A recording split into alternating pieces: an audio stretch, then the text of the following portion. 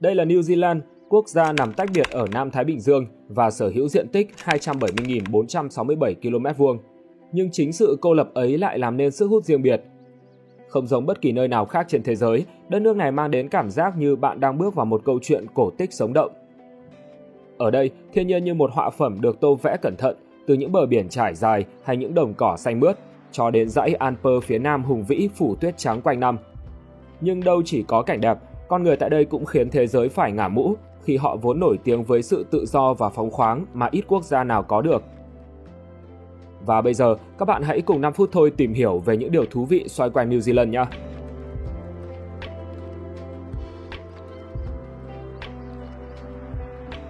Wellington, thủ đô gần cực nam nhất trên thế giới.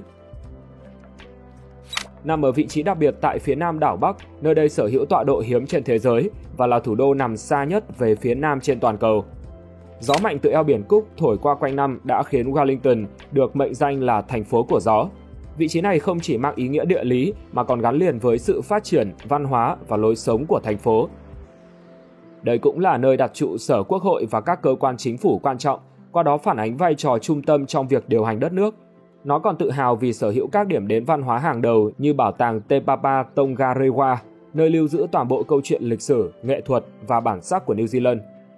Mỗi góc nhỏ ở đây đều mang đậm chất nghệ thuật, từ các con phố đầy màu sắc đến các quán cà phê ấm cúng, nơi người dân và du khách có thể tận hưởng bầu không khí sáng tạo và thân thiện. Thiên nhiên cũng là một phần không thể thiếu làm nên vẻ đẹp của Wellington. Thành phố được bao quanh bởi những ngọn đồi xanh mướt, những bãi biển lộng gió và cảnh quan ngoạn mục. Chỉ cần một chuyến đi ngắn, bạn đã có thể đến núi Victoria để ngắm toàn cảnh Wellington hoặc thả mình trên bờ biển vịnh Oriental.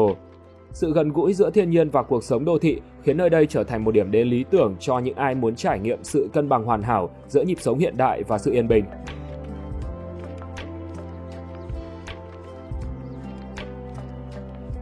Núi lửa ở khắp mọi nơi. Nằm trên vành đai lửa Thái Bình Dương, New Zealand là một trong những nơi có nhiều núi lửa nhất trên thế giới. Từ đảo Bắc đến đảo Nam, đâu đâu cũng có những ngọn núi lửa đã tắt, đang hoạt động hoặc chỉ vừa mới yên lặng sau những lần phun trào dữ dội. Chỉ riêng thành phố Auckland đã nằm trên hơn 50 ngọn núi lửa và có 10 ngọn núi lửa lớn vẫn còn hoạt động rải rác trên khắp đất nước. Một trong những khu vực nổi bật nhất là hồ núi lửa Taupo ở đảo Bắc, nơi tập trung hàng loạt núi lửa, các hồ nước nóng và suối nước khoáng. Trong số những ngọn núi lửa nổi tiếng, không thể không nhắc đến núi Ruapehu, Tongariro và Ngau Ruhoi.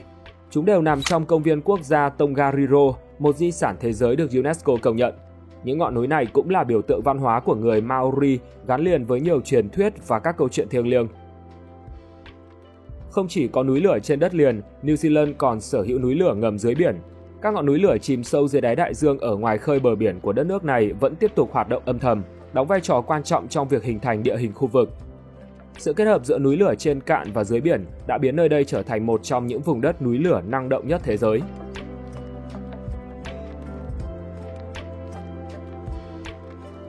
Hồ nước trong nhất trên thế giới. Hồ Xanh là một kỳ quan thiên nhiên nằm tại công viên quốc gia Hồ Nelson và được công nhận là hồ nước trong suốt nhất thế giới, nơi bạn có thể nhìn xuyên qua làn nước tinh khiết đến độ sâu đáng kinh ngạc. Điều này vừa khiến người ta trầm trồ vừa làm nó trở thành một biểu tượng của sự hoàn hảo trong lòng thiên nhiên. Theo các nhà khoa học, nước ở đây có độ nhìn xuyên thấu lên đến 80 m và gần như tương đương với độ trong của nước cất. Nguồn nước của nó chủ yếu được cung cấp từ hồ Constant gần đó, trải qua các lớp đá và cát tự nhiên, tạo nên sự lọc sạch hoàn hảo trước khi đến Hồ Xanh. Chính quá trình này đã mang lại cho hồ một độ tinh khiết không nơi nào có được. Không chỉ vậy, nơi đây còn được bao bọc bởi một khung cảnh tự nhiên hoang sơ và thanh bình đến kỳ lạ. Những dãy núi xanh rì, các khu rừng nguyên sinh và không khí trong lành đã làm cho khu vực này trở thành một thiên đường nhỏ để tìm kiếm sự yên tĩnh. Điều đặc biệt là không phải lúc nào Hồ Xanh cũng mở cửa cho du khách tham quan. Để bảo tồn vẻ đẹp nguyên sơ và môi trường xung quanh, chỉ một số ít người được phép tiếp cận trực tiếp hồ mỗi năm. Điều đó càng làm tăng giá trị và sức hút của Hồ Xanh trong lòng những người yêu thiên nhiên, đồng thời còn là niềm cảm hứng cho các nhà nghiên cứu về nguồn nước sạch.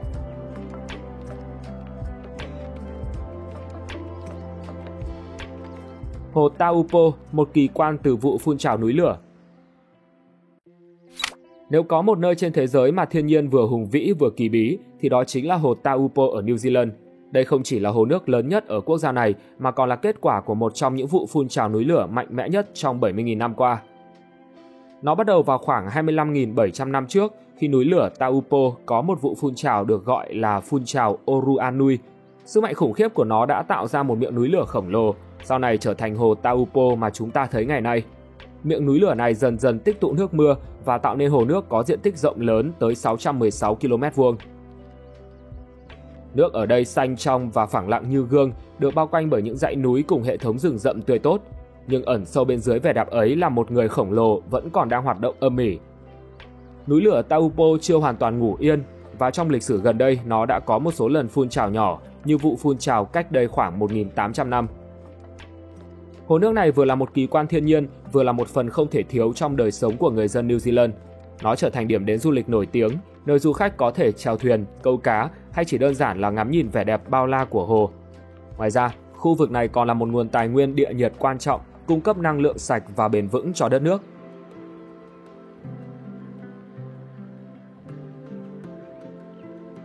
Suối nước Te Waikoropupu, viên ngọc trong vắt.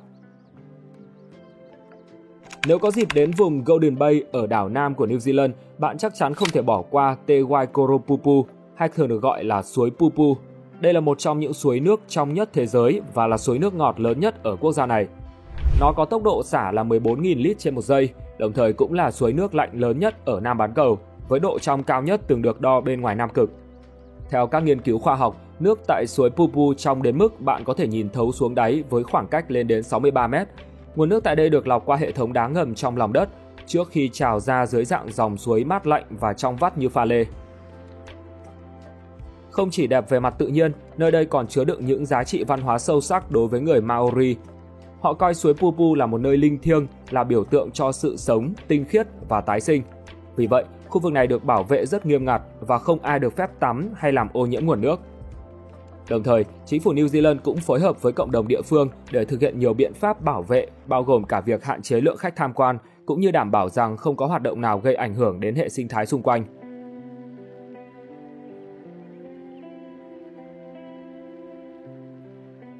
Ngọn đồi có tên dài nhất thế giới. Tọa lạc ở vùng Hawke's Bay trên đảo Bắc của New Zealand, ngọn đồi này thường được gọi là Taumata. Tuy nhiên, điều đặc biệt là tên chính thức của nó dài đến 85 ký tự, đó là Taumata Whakatangihanga Ko'au'au Otamatea Turi Pukaka Piki Maunga Horo Nuku Pokai Whenua Kitana Tahu. Theo tiếng Maori, từ này được dịch ra tiếng Anh là nơi Tamatea.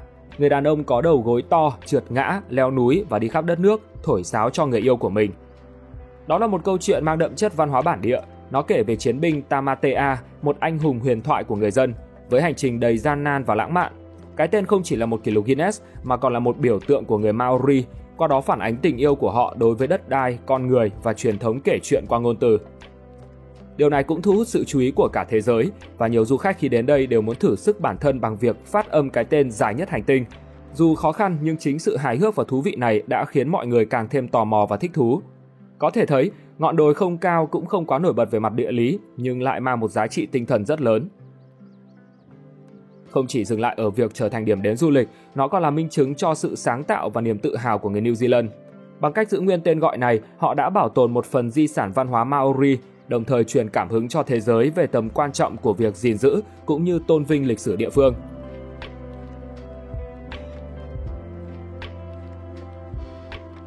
Phố Bowen, con phố dân cư dốc nhất thế giới. Nằm trong khu vực thung lũng đông bắc của thành phố Dunedin, nơi đây có độ dốc tối đa lên đến 35%, tức là 19 độ. Nhìn từ dưới chân, con phố trông như một bức tường thẳng đứng kéo dài lên bầu trời. Để dễ hình dung, nếu bạn đặt một quả bóng trên đường thì nó sẽ lăn xuống với tốc độ chóng mặt.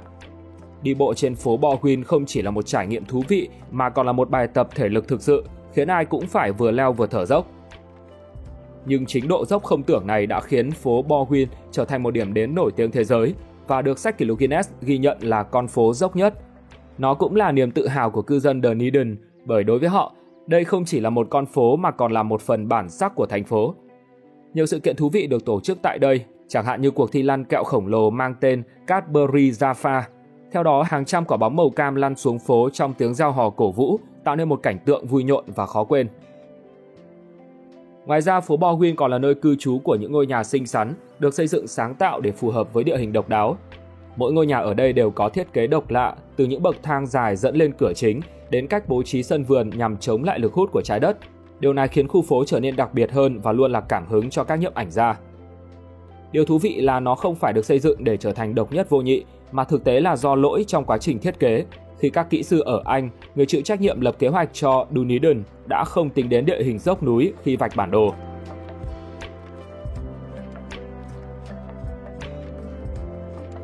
Quốc gia không tồn tại bất kỳ loài rắn nào. Ngoài những cảnh đẹp thiên nhiên tuyệt vời và nền văn hóa độc đáo, New Zealand còn là quốc gia duy nhất trên thế giới không có bất kỳ loài rắn nào. Do đó, nếu bạn là một người sợ rắn thì nơi đây chính là điểm đến lý tưởng.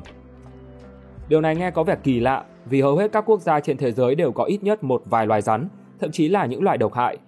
Nhưng xứ sở Kiwi lại là một ngoại lệ hoàn toàn. Đây là kết quả của sự kết hợp giữa các yếu tố tự nhiên và các biện pháp bảo vệ nghiêm ngặt của quốc gia này. Trong suốt hàng triệu năm tiến hóa, không có loài rắn nào di chuyển đến được New Zealand. Cách đây khoảng 80 triệu năm, New Zealand tách khỏi siêu lục địa Gondwana, khiến nó trở thành một hòn đảo biệt lập và không có sự hiện diện của loài bò sát này. Sự thiếu vắng của rắn có thể được coi là một yếu tố may mắn, bởi vì điều này giúp các loài động vật bản địa phát triển mạnh mẽ mà không phải đối mặt với mối đe dọa của loài săn mồi nguy hiểm này. Tuy nhiên, quốc gia này vẫn phải đối mặt với một số vấn đề khác vì những loài động vật xâm lấn như chuột và cáo. Chúng đã làm giảm sự đa dạng sinh học, khiến các nhà khoa học cũng như chính phủ New Zealand phải nỗ lực hết mình để kiểm soát và bảo vệ động vật bản địa.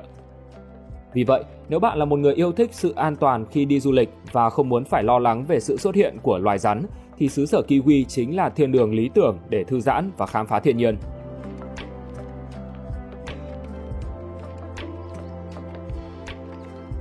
Không chỉ có một loại kiwi.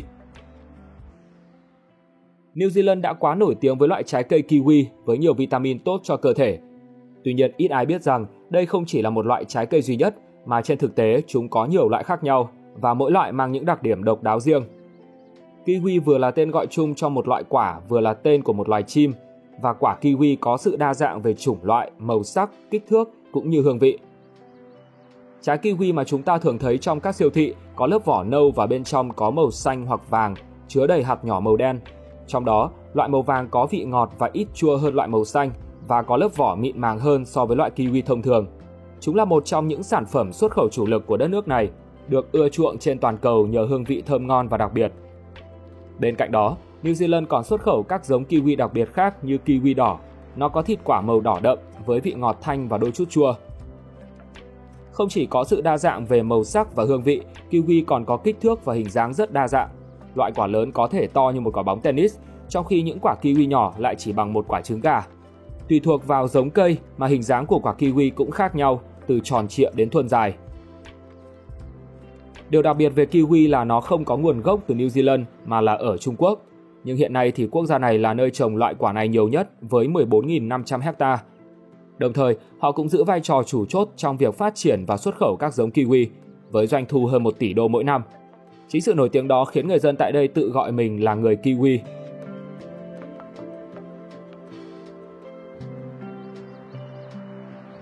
Thiên đường của bơ và format. Với khí hậu ôn đới, đất đai màu mỡ và truyền thống chăn nuôi lâu đời, New Zealand đã trở thành thiên đường của những sản phẩm từ sữa, đặc biệt là bơ và format. Bơ ở đây nổi tiếng không chỉ vì hương vị thơm ngon mà còn vì chất lượng tuyệt vời. Nó được sản xuất từ sữa bò được nuôi dưỡng trong những đồng cỏ xanh tươi, nơi có khí hậu ôn hòa và lý tưởng cho sự phát triển của các loài thực vật cũng như gia súc.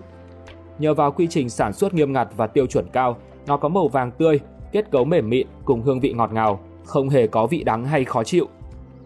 Ngoài ra, format từ quốc gia này cũng là một món đặc sản đáng thử khi chúng được sản xuất từ sữa tươi nguyên chất, đảm bảo giữ được đầy đủ dưỡng chất và hương vị tinh túy của thiên nhiên. Một điều thú vị nữa là New Zealand là một trong những quốc gia dẫn đầu trong việc phát triển các sản phẩm sữa hữu cơ. Nhiều trang trại ở đây đã áp dụng các phương pháp nuôi bò tự nhiên, không sử dụng hóa chất hay thuốc trừ sâu, giúp tạo ra những sản phẩm sữa thuần khiết và tốt cho sức khỏe của người tiêu dùng. Ngoài ra, người dân rất coi trọng việc sử dụng các nguyên liệu tươi ngon trong các món ăn hàng ngày, đặc biệt là trong bữa sáng. Một miếng bánh mì nướng với bơ New Zealand hay một miếng format kèm theo trái cây tươi sẽ khiến bất kỳ ai cũng phải say mê.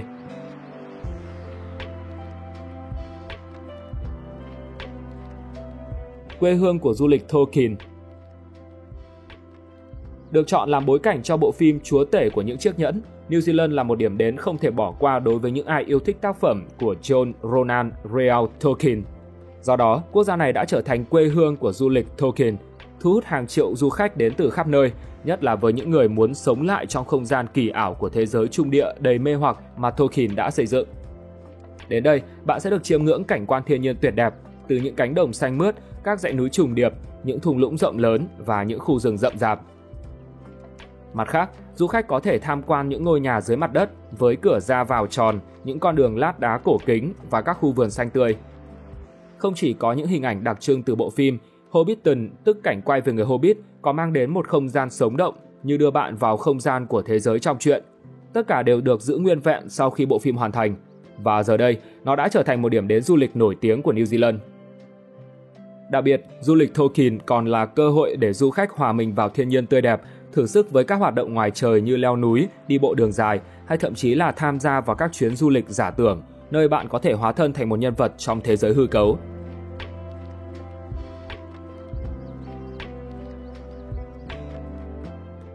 Tín ngưỡng Jedi độc đáo.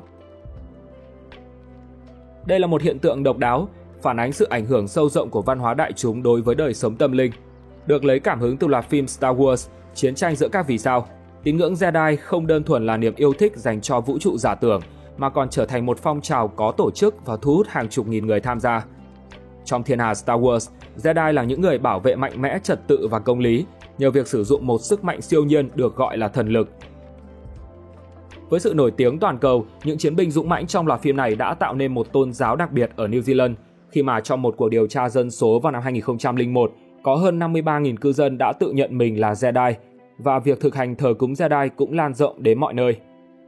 Điều đặc biệt của tục lệ này chính là sự linh thiêng và truyền thừa từ các giá trị mà họ đại diện, chẳng hạn như lòng trung thành, sự công bằng và sức mạnh của thần lực. Những giá trị ấy không chỉ xuất hiện trong các bộ phim mà còn được nhiều người thực hiện trong cuộc sống hàng ngày. Cụ thể thì họ thường thực hành thiền định để rèn luyện sự tập trung. Nhiều người còn rèn luyện thể chất qua võ thuật, yoga hoặc thể thao để nâng cao sức khỏe tinh thần và thể lực, giống như cách mà các hiệp sĩ Jedi trong Star Wars không ngừng rèn luyện. Dù không được công nhận là một tôn giáo chính thức, nhưng nó vẫn có sức ảnh hưởng mạnh mẽ, qua đó chứng minh rằng những giá trị từ văn hóa đại chúng có thể trở thành nguồn cảm hứng cho đời sống thực tiễn. Ở một số quốc gia còn có giáo hội Jediism chính thức, nơi tổ chức các cuộc tụ họp và các sự kiện thờ cúng Jedi. Một ví dụ điển hình là ở Anh và một số quốc gia châu Âu, nơi một số nhóm người đã đăng ký tín ngưỡng này vào các biểu mẫu tôn giáo.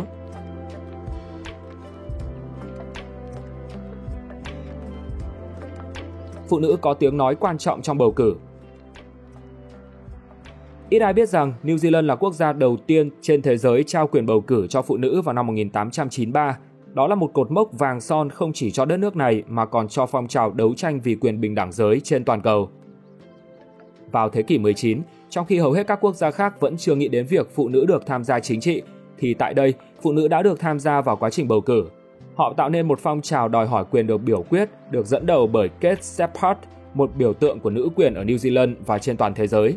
Bà đã chứng minh rằng phụ nữ không chỉ có vai trò trong gia đình mà còn có khả năng đóng góp vào các quyết định lớn lao của quốc gia. Việc trao quyền bầu cử cho phụ nữ là một hành động mang tính biểu tượng, giúp thay đổi hoàn toàn bộ mặt chính trị ở New Zealand.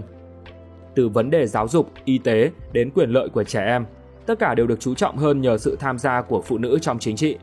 Điều này thể hiện rõ qua những nhà lãnh đạo nữ xuất sắc mà New Zealand đã sản sinh, điển hình là Thủ tướng Helen Clark và Jacinda Ardern, những người không chỉ đưa đất nước phát triển mà còn tạo ảnh hưởng sâu rộng trên trường quốc tế.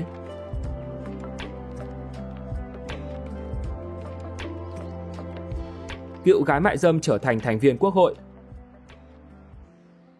Georgina Beer là một cái tên đặc biệt trong lịch sử chính trị của New Zealand vì là cựu gái mại dâm chuyển giới đầu tiên được bầu vào một cơ quan lập pháp. Sinh ra là nam giới vào năm 1957, bà đã thực hiện quá trình chuyển giới vào năm 1984 và điều này đã đánh dấu bước ngoặt lớn trong cuộc đời của mình. Trước khi tham gia vào chính trường, bà Beer đã có một cuộc sống khá khó khăn và đầy thử thách khi từng là một gái bán hoa ở Wellington. Nhưng với quyết tâm thay đổi số phận, bà đã kiên trì đấu tranh để được xã hội chấp nhận, đồng thời dấn thân vào con đường chính trị. Beer cuối cùng cũng thành công và trở thành người truyền cảm hứng, bởi không ai nghĩ rằng một cựu gái mại dâm và người chuyển giới lại có thể trở thành một thành viên trong quốc hội. Bà là một chính trị gia thuộc Đảng Lao động New Zealand và giữ chức thị trưởng Cateran từ năm 1995 đến năm 1999. Đây cũng là chính trị gia chuyển giới đầu tiên trong lịch sử nước này và được coi là thông điệp mạnh mẽ cho cộng đồng LGBT+ trên toàn thế giới. Trong vai trò là một thành viên quốc hội, Bayer đã không ngừng cống hiến cho các chính sách bình đẳng. Đặc biệt, bà còn thông qua các chính sách tiến bộ bao gồm cải cách luật mại dâm, công đoàn dân sự, luật chống phân biệt đối xử và thúc đẩy quyền của người Maori. Câu chuyện của Georgina Bayer không chỉ là hành trình cá nhân đầy nghị lực mà còn phản ánh sự thay đổi của cả một xã hội đang hướng đến sự công bằng và đa dạng. Từ một người từng vật lộn với những định kiến, bà đã vươn lên trở thành một nhà lãnh đạo có tầm ảnh hưởng, mang đến những giá trị mới mẻ và một góc nhìn khác biệt trên chính trường New Zealand.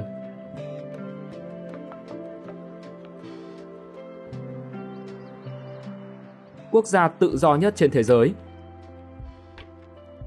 Đã từ lâu, New Zealand rất nổi tiếng với hình ảnh một quốc gia tự do, tiến bộ và cởi mở, nơi người dân có thể sống một cuộc sống tự do, công bằng và đầy đủ quyền lợi. Một minh chứng nổi bật nhất là việc hợp pháp hóa hôn nhân đồng tính.